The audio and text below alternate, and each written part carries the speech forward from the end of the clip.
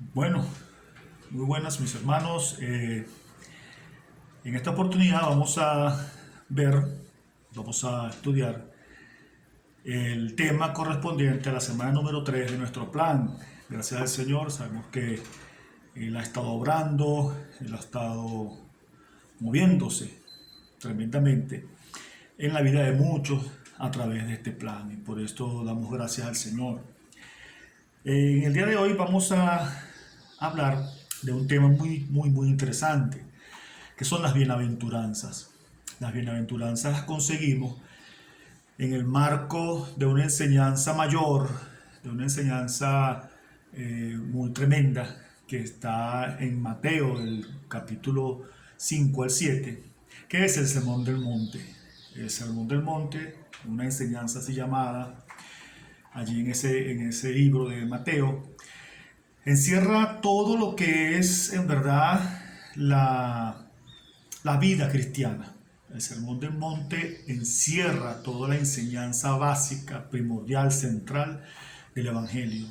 Y allí dentro del Sermón del Monte conseguimos la bienaventuranza. Como es un poco extenso, vamos a ir a comenzar de una vez a ir al tema, porque en realidad es mucho lo que podemos extraer de estos textos. En el Sermón del Monte podríamos durar todo un año hablando.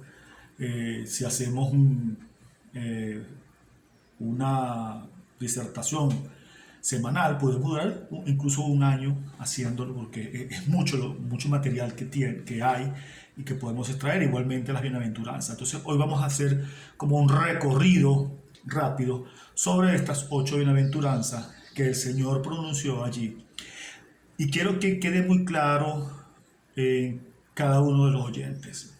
Cuando el Señor está aquí hablando bienaventurados, tal, no es que bienaventurado para unos y para otros va a ser bienaventurado en otra área y otro bienaventurado en tal comportamiento. No, Señor. Estas bienaventuranzas, todas, deben de cumplirse en cada uno de nosotros como cristianos. Esta enseñanza es para cada uno de nosotros. Comencemos. Bienaventurados los pobres de espíritu, porque de ellos es el reino de los cielos. Cuando se habla acá de pobre, el término que utiliza el texto en el original griego es ptokos. Ptokos es una palabra que su significado es alguien que está cargado de tanta pobreza que es incapaz por sí mismo de lograr salir de ella. Se hace necesario entonces la intervención de un tercero para que esto ocurra. Y es lo que pide el Señor a cada uno de nosotros, porque Él dice, bienaventurados los pobres en espíritu. O sea, felices, inmensamente felices, los pobres en espíritu, porque de ellos es el reino de los cielos. Y solo reconociendo esa pobreza, reconociendo esa incapacidad en nosotros de llegar a Dios por algún medio que pueda involucrar nuestra voluntad o nuestro poder o nuestra humanidad, eso no va a dar un resultado positivo, o sea, no vamos a obtener nada. Solamente reconociendo eso, de que somos pobres en espíritu, reconociendo esa incapacidad, es que podemos entonces acceder ante esa maravillosa fuente de riqueza que el Señor tiene para cada uno de nosotros. Y cuando hablamos de riqueza, es esa gran fuente de misericordia y de gracia que nos da la salvación y que a través de esa salvación entonces nos hace llegar o nos hace entrar a ese reino. Por eso el Señor dice, bienaventurados los pobres en espíritu, porque de ellos es el reino de los cielos. Nada podemos hacer para lograr entrar al reino de los cielos. Solamente a través de la gracia salvadora del Señor se nos provee a nosotros entonces esa posibilidad de entrar a ese reino. La segunda bienaventuranza nos habla de los que sufren, de los que lloran. Dice, bienaventurados los que lloran, porque ellos recibirán consolación. Y pareciera algo que es paradójico o contradictorio el hecho de que podamos ser inmensamente felices o inmensamente dichosos si lloramos, porque resulta que llorar, a menos que sea por alegría, como puede suceder en algunos casos, en la mayoría de los casos, llorar significa o es la manifestación de un sufrimiento, de un dolor, de una pena. Entonces parecía algo contradictorio que el Señor diga que somos inmensamente felices e inmensamente dichosos, aquellos que lloramos. Pero fíjense el final de la bienaventuranza. El final de la bienaventuranza dice, porque ellos recibirán consolación. ¿De quién vamos a recibir consolación? Nada más y nada menos que del Señor. Y Él es quien puede dar la consolación exacta y precisa para cada uno de nosotros. Esa consolación que nos llevará a experimentar una paz que sobrepasa todo entendimiento. Esa consolación que nos hará estar tranquilos y gozosos en la prueba y en la tribulación. Esa consolación que nos levantará de la situación difícil y de la caída. Inmensamente dichosos vamos a ser al recibir esa consolación. Y fíjense que el Señor experimentó todos nuestros dolores, todos nuestros quebrantos, todas nuestras enfermedades, toda la situación difícil que usted pueda estar pasando. Jesús ya la llevó en la cruz. Recordemos lo que dice Isaías al respecto, ¿verdad? Todo aquello que es, todo ese sufrimiento humano, Él lo llevó en la cruz. Jesús ya sufrió en carne propia todas nuestras luchas, todas nuestras dificultades, todas nuestras enfermedades, todos esos sufrimientos se los llevó en la cruz del Calvario. Entonces Él lo conoce. Él conoce la dimensión de tu dolor. Él conoce la dimensión de tu problema. Jesús conoce la dimensión de tu enfermedad, de tu situación. Y por eso entonces Él puede darnos un consuelo preciso, un consuelo suficiente, un consuelo adecuado para cada uno de nosotros. Es por eso entonces que el Señor nos dice que somos bienaventurados, que somos inmensamente felices si lloramos, porque vamos a recibir esa consolación de parte de Él. La tercera bienaventuranza dice, bienaventurados los mansos, porque ellos recibirán la tierra por heredad. Los mansos. Muchas veces esta palabra no queremos que sea un calificativo que cuadre con nosotros, pero es necesario ser mansos, como el Señor fue manso, así nosotros debemos ser mansos. Ahora, muchas veces no entendemos o no calibramos la dimensión de la palabra por no conocer la implicación que tiene ella. Cuando se habla de mansedumbre, vamos a poner este ejemplo y ustedes lo van a leer en la guía. Un caballo que es manso es tan fuerte, tan rápido, tan poderoso como un caballo salvaje. Igual, cuando un caballo salvaje es domesticado, es domado y se convierte en un animal manso, él no deja de ser fuerte, él no deja de ser rápido, él no deja de tener ese ímpetu, no. Él tiene esa fuerza, él mantiene ese poder, solo que ahora está bajo control. Y fíjense que Jesús demostró ser el más manso, porque él pudiendo hacer lo que él quisiera, sufrió la cruz sin decir nada. Como cordero fue llevado al matadero. Ante las personas que lo ofendían y que lo maltrataban, no abrió su boca. Él demostró allí la mayor mansedumbre. Allí fue el ejemplo de Jesús para nosotros de mansedumbre.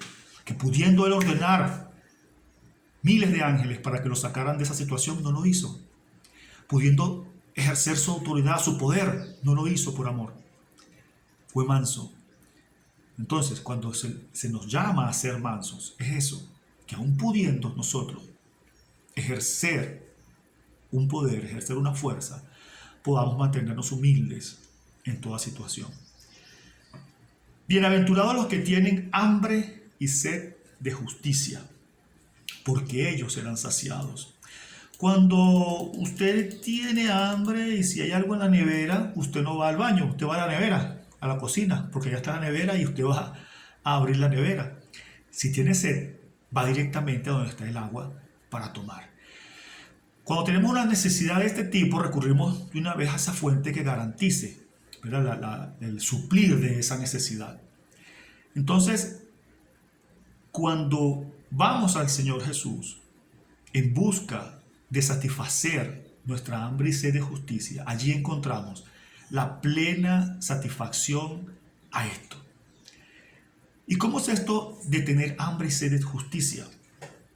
Cuando estamos hablando aquí de hambre y sed de justicia, recordemos lo siguiente. El Señor estaba explicándole a sus oyentes allí, porque ellos estaban pasando por situaciones no de falta de justicia como nosotros comúnmente la conocemos o pensamos cuando oímos el término de justicia, sino que estas personas que oían a Jesús eran unas personas que eran subestimadas, rechazadas por quienes pretendían tener el conocimiento de la verdad en cuanto a Dios. Los fariseos, los escribas, los maestros de la ley, desechaban a los pobres, a los extranjeros. Y cuando en la Biblia vemos que ellos les dicen pecadores, realmente lo que se están refiriendo es a personas pobres, extranjeros, mujeres, personas que no, según ellos, no tenían la oportunidad de llegar a Dios o de ser beneficiados de la gracia y la justicia de Dios. Por eso el Señor les dice, bienaventurados los que tienen hambre y sed de justicia. O sea, bienaventurados los que quieren entrar al reino de los cielos y ser justificados ante Dios. ¿Por qué? Porque serán saciados. ¿Por qué serán saciados? Porque Jesús vino a dar su vida para hacernos justos delante de Dios. Y así entonces, todos aquellos que lleguen a Él puedan recibir entonces esa justificación y ser librados del castigo. A eso se refiere Jesús cuando les está diciendo a ellos que son inmensamente felices, que son inmensamente dichosos, si ellos tienen hambre y sed de esa justicia que les garantizaría a ellos entonces la salvación y la entrada al reino de los cielos. La siguiente bienaventuranza nos dice: bienaventurados los misericordiosos, porque ellos alcanzarán misericordia. Muy rápidamente voy a contarles una parábola que el Señor describe más adelante. Es la parábola de aquel hombre que recurrió ante un rey por misericordia, porque resulta que este hombre tenía una deuda impagable. Era una deuda tan grande que este hombre no podía pagar, era imposible que la pagara. Él promete pagarla, pero el rey se da cuenta, este hombre no puede pagar esta deuda. Y lo perdona, y en gracia perdona su deuda, ¿verdad? Y lo libra del castigo que le correspondía. Pero resulta que este hombre, cuando sale del palacio, consigue a un conciudadano que tenía una deuda con él muy pequeña, insignificante. Mas sin embargo, este hombre lo agarra por el cuello y lo hace pagar. Es más, perdón, le cobra. Y como este hombre no puede pagarle en ese momento, lo echa a la cárcel. O sea, este hombre no mostró la misericordia que se le hizo a él mismo. Y es aquí entonces cuando el Señor nos manda: bienaventurados los misericordiosos, porque ellos alcanzarán misericordia. O sea, nosotros tenemos que corresponder a dar lo que recibimos del Señor. Del Señor recibimos misericordia porque estamos muertos en nuestros delitos y pecados, y Él a través de su amor nos lleva a su gracia. De esa manera nosotros debemos entonces actuar con los demás, ser misericordiosos. ¿Y qué quiere decir la palabra misericordia? Es una palabra compuesta. Miser, de miseria, de aquel que está pobre, de aquel que le hace falta algo. Cordia, ¿han oído la palabra concordia? ¿Y saben lo que significa concordia? unión, unión, eh, la unión entre hermanos, la concordia, el hecho de vivir en armonía, en compañerismo. Eso es concordia. O sea, que tiene cordia. Entonces, cordia es eso, cordialidad. Cuando se dice misericordia, se está hablando entonces de ser benefactor de aquel que está en la miseria. Y fíjense algo bien interesante, que esta palabra implica siempre una acción.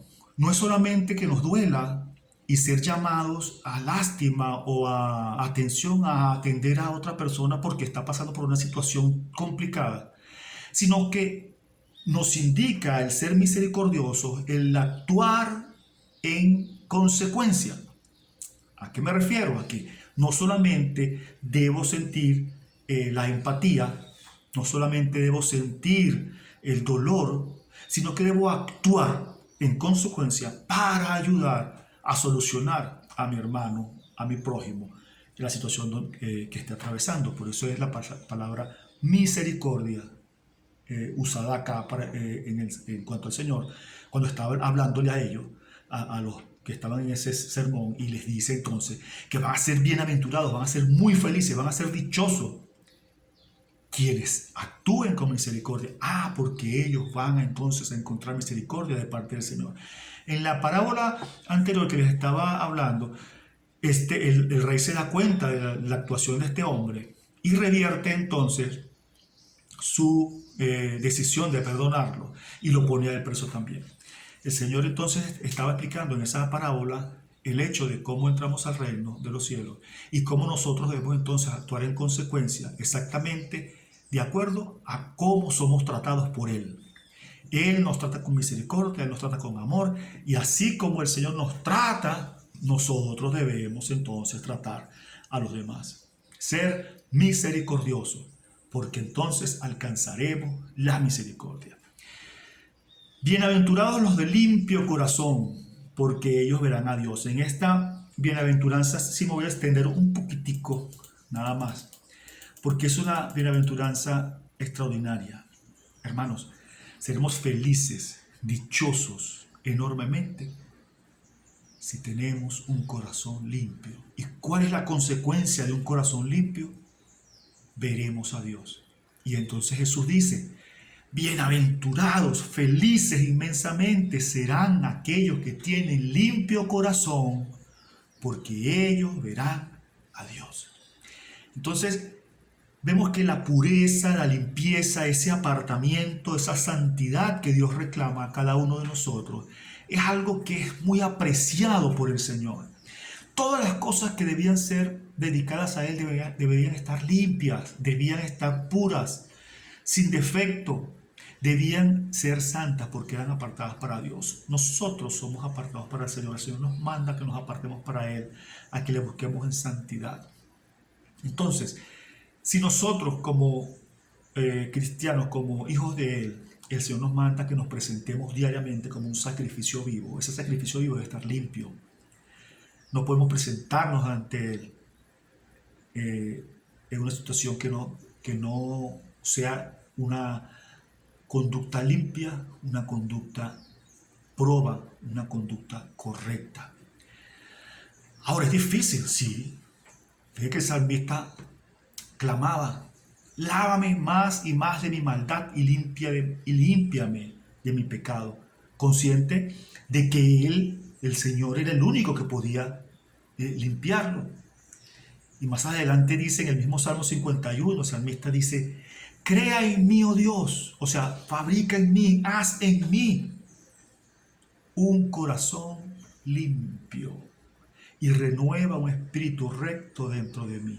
Es la acción del Señor en cada uno de nosotros la que va a crear ese corazón limpio. Porque por más que nosotros podamos hacer o actuar de X o Y manera, va a ser imposible que logremos llegar al estándar que el Señor nos exige. Creo que es en el libro de Job donde dice que aunque me lave de diferentes maneras, con nieve, con cualquier producto, yo seguiré siendo una persona no limpia delante del Señor. Por eso entonces es necesario, y por eso clamaba ese hombre, por esa limpieza directa del Señor, por esa acción directa del Espíritu para santificarnos. Ahora bien, una parte importantísima de esa limpieza que debemos buscar y de esa santificación radica en la palabra del Señor. Y gracias al Señor por esta iniciativa que estamos desarrollando, donde estamos leyendo la palabra del Señor, porque eso nos va a ayudar a santificarnos. Dice el Salmo 119:9, ¿con qué limpiará el joven su camino? O sea, ¿con qué limpiará el hombre su camino? ¿Cómo podemos limpiar nuestro camino? Dice, con guardar tu palabra.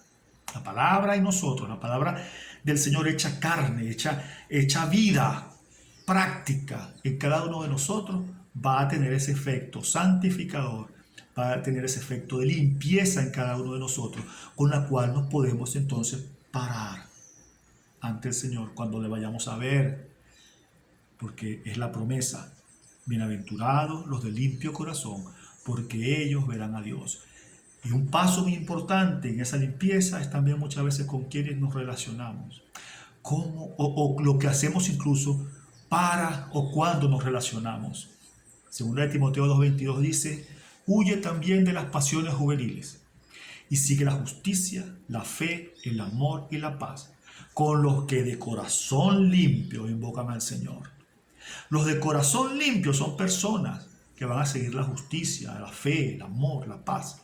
Si hay personas a su alrededor que no siguen estas cosas, son personas que no tienen un corazón limpio. Y él dice que huyamos de las cosas, de las pasiones, y sigamos la justicia, la fe, el amor y la paz, porque junto con todos los que sigan eso, seremos gente demostrando que tenemos un corazón limpio. Seremos gente que demostramos que tenemos un corazón limpio. ¿Ok? Y recordemos la bienaventuranza. Bienaventurados los de limpio corazón, porque ellos verán a Dios. O sea, es una inmensa felicidad que todos aquellos que tenemos, que vamos a tener o tengamos el corazón limpio, veremos al Señor. Ahora, llegamos a la penúltima bienaventuranza. Bienaventurados los pacificadores, porque ellos serán llamados hijos de Dios. En la antigüedad y en las culturas orientales y principalmente también en la judía, había una costumbre de llamar a las personas de acuerdo a la actividad que hacían o también mucho con respecto de acuerdo a cómo eran estas personas. Fíjense que a los cristianos se les llama cristianos, ¿por qué? Porque ellos seguían a Cristo. Y no era porque simplemente ellos decían seguir a Cristo, sino que la gente veía que ellos se comportaban como Cristo. Había una enseñanza de un hombre que murió en una cruz, y estos seguidores de ese hombre que murió en esa cruz están actuando igual que Cristo. Entonces la gente dijo, estos son cristianos. Y por eso le llamaron cristianos, porque vieron a Cristo reflejado en sus vidas. Cuando el Señor nos dice, bienaventurados, felices aquellos que son pacificadores, porque serán llamados hijos de Dios. O sea, vamos a ser hijos de Dios, o somos hijos de Dios, demostramos que somos hijos de Dios. La gente se va a dar cuenta que somos hijos de Dios. ¿Por qué? Porque somos pacificadores. Entonces vamos a ser inmensamente felices, porque evidentemente vamos a ser hijos de Dios con nuestra actitud de ser pacificadores. En una sociedad tan convulsa como la nuestra, donde todos los días nos enfrentamos a situaciones de violencia, de guerras, de confrontaciones, es muy importante que nosotros no seamos atizadores de ese fuego, que no seamos gente que estemos echándole leña al fuego, sino que seamos personas que apaciguemos los ánimos, que con nuestra palabra podamos traer la paz, que en la cola o en el sitio o en la reunión donde está la crítica y la pugnacidad eh, brotando, con nuestra palabra podamos calmar, con nuestra palabra, que es la palabra de Dios, porque hablaremos la palabra de Dios, no es que yo voy a decir las cosas, lo de mi mente, sino lo que voy a traer la palabra de Dios para darla a la gente. Que esa palabra que estamos leyendo y está siendo nido en nuestros corazones y se está atesorando de ese buen tesoro, como dice la palabra, saquemos y demos palabra a la gente de paz, de pacificación, que seamos pacificadores para que entonces la gente diga, oye, este es hijo de Dios. Entonces por eso es que el Señor da tremenda bienaventuranza allí a los oyentes y les dice, sean así, busquen la paz, sean pacificadores para que sean llamados hijos de Dios. La siguiente bienaventuranza dice, bienaventurados los que padecen persecución por causa de la justicia, porque de ellos es el reino de los cielos. Mire, vamos a tener persecuciones, vamos a tener problemas por la causa del Evangelio. ¿Por qué? Porque la causa del Evangelio es contraria a los lineamientos del mundo. Los lineamientos del mundo el hombre busca la satisfacción propia, satisfacer sus intereses y no los del otro. El Evangelio ve por el otro primeramente, antes que por sí mismo. El Evangelio es sal y luz. El Evangelio es luz que descubre lo malo, que pone en evidencia lo que no sirve. Y eso no le gusta a la sociedad actual, no le gusta al mundo. El mundo navega en sus deseos para satisfacer sus deseos de egoísmo, de maldad. El Evangelio es totalmente lo contrario. Entonces, el Señor dice que vamos a ser felices, vamos a ser inmensamente felices porque vamos a sufrir persecución, porque vamos a padecer persecución. Y la persecución se presenta en muchos niveles. Hay países donde la persecución cuesta la vida. Hay países donde hay limitaciones. Hay países como los nuestros, o como la sociedad en la que estamos viviendo nosotros acá en Venezuela, donde la persecución se da por la estigmatización o el rechazo o la segregación, la discriminación. Ah, está bien para acá, fuera de aquí. No te queremos por aquí porque tú eres un santurrón. Y muchas veces caemos nosotros en la tentación de querer ceder, de querer diluir el mensaje del Evangelio para ser agradables. Y resulta que eso no lo debemos hacer. El Evangelio es innegociable. Los principios cristianos son innegociables y nosotros por eso vamos a sufrir persecución. Porque usted es un hombre honesto, seguidor del Señor, que no se va a prestar a ningún movimiento sucio. Y aquellas personas que lo proponen te van a rechazar si tú no andas en el camino, en la onda o en la corriente que ellos navegan. Porque el Evangelio es contrario al mal. Entonces debemos estar dispuestos, debemos saber que cuando nos enfrentemos a ese tipo de situaciones, vamos a tener rechazo en muchas oportunidades, en otras quizás no. Pero esa persecución que el Señor dice aquí, que vamos a ser felices cuando la experimentemos, va a ser por causa de la justicia, va a ser por causa del Evangelio. Ahora, ¿por qué entonces vamos a ser felices? Porque de estas personas que son así, cuando nos comportamos así, estamos siendo herederos legítimos del reino de los cielos. Bienaventurados los que padecen persecución por causa de la justicia, porque de ellos es el reino de los cielos. Y por último, bienaventurados sois cuando por mi causa os vituperen y os persigan y digan toda clase de mal contra vosotros mintiendo. Imagínense esto. Tiene mucha relación con la anterior, pero aquí va un paso más allá la bienaventuranza. Porque no es simplemente donde haya una manifestación de justicia, sino sí hasta cuando somos vituperados sin razón, sin veracidad, o sea, hasta cuando mientan. Hace mucho tiempo vi un caso de alguien que que fue un cristiano, que fue vituperado y fue ofendido públicamente. Y este hombre, a pesar de ser un líder con mucha trayectoria, actuó totalmente contrario a la indicación de la bienaventuranza, porque salió demandando a los periodistas que hablaron mal de él. Y yo me preguntaba, ¿y dónde quedaba la bienaventuranza? Porque fíjese, cuando digan toda clase de mal contra vosotros mintiendo, el Señor dice que vamos a ser felices cuando por la causa de Cristo, para cuando la causa de Cristo sea tomada en cuenta para ofendernos o para perseguirnos, para hablar cosas contrarias hacia nuestras vidas, nosotros vamos a ser felices, dice el Señor. Vamos a ser bienaventurados, porque es la consecuencia lógica. Y fíjense un detalle muy interesante, que esta es la única bienaventuranza que no tiene una recompensa.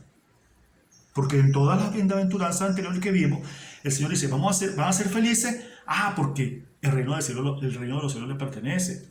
Van a ser felices, porque serán llamados hijos de Dios. En cambio aquí no.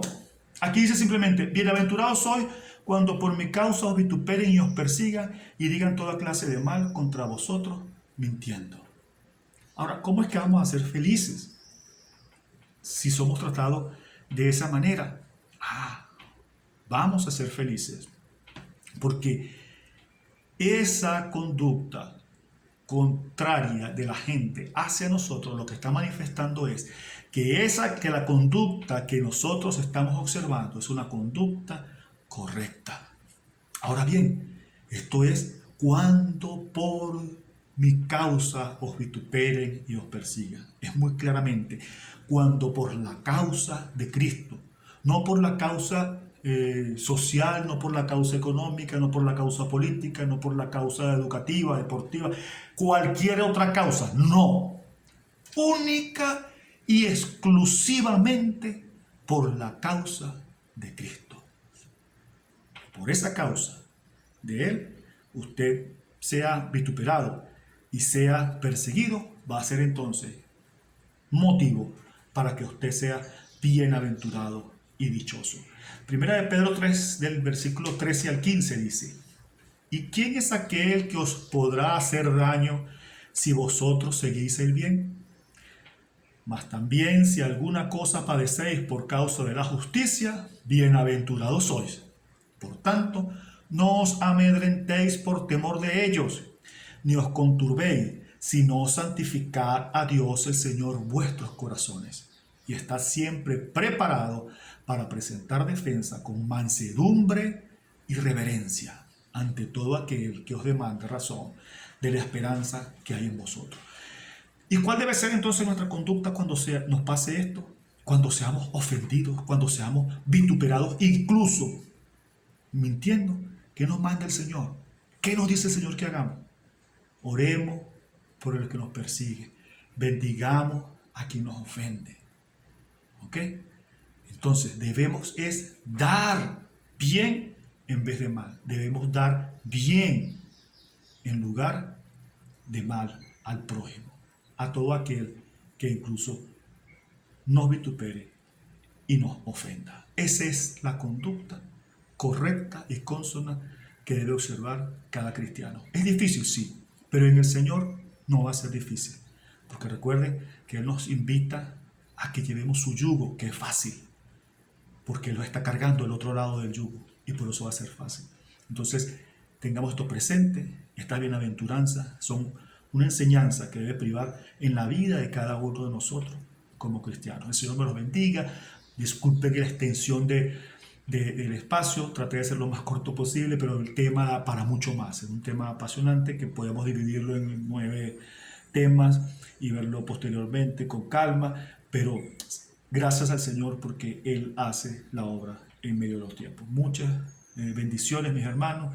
Dios les guarde y adelante, sigan adelante con el plan que hasta ahora estamos llevando a cabo.